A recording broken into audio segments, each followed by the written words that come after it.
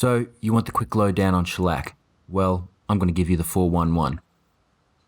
If you're planning on shellacking something that may have alcohol spilled on it one day, or have hot mugs placed on it from time to time, there are other finishes out there for you.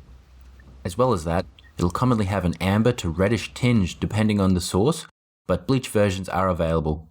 If these things don't bother you, then let's continue.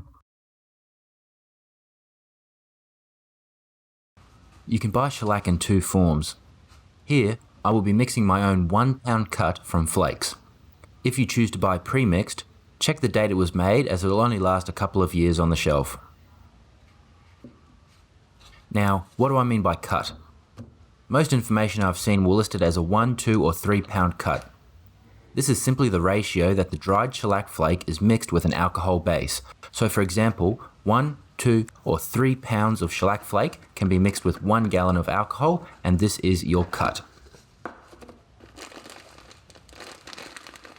For countries out there using the metric system like me, the easier way to remember it is 12 grams per 100 ml for 1 pound, 24 for 2 pounds, and 36 for a 3 pound cut.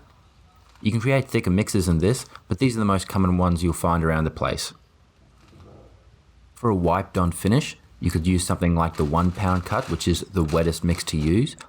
The 2 pound cut can be used for things like brushing on a finish, and the 3 pound cut is a bit thicker and can be used for sealing surfaces and leveling things out.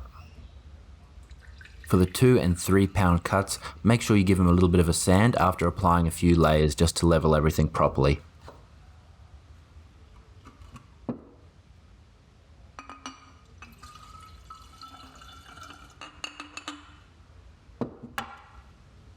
Carefully measure out your spirit.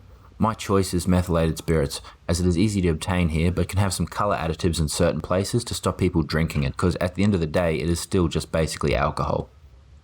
In some places it may be referred to as denatured alcohol.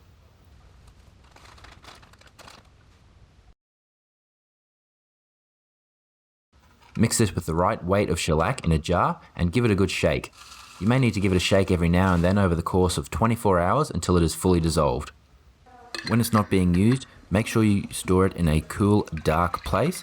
Before using it again after a while, make sure you give it a good shake just to make sure that anything that is settled at the bottom gets redistributed around.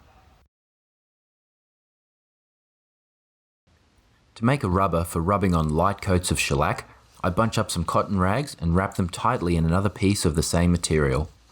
The rags inside will store a lot of liquid, and I can get more to come out by giving it a light twist and squeeze. The rubber should always remain slightly moist, not dripping, or it defeats the whole purpose. When you're not using the rubber, store it inside of a jar with a tight lid.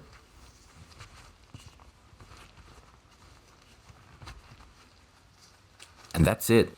I hope that information helps you out a little bit in your next project, and we'll see you next time.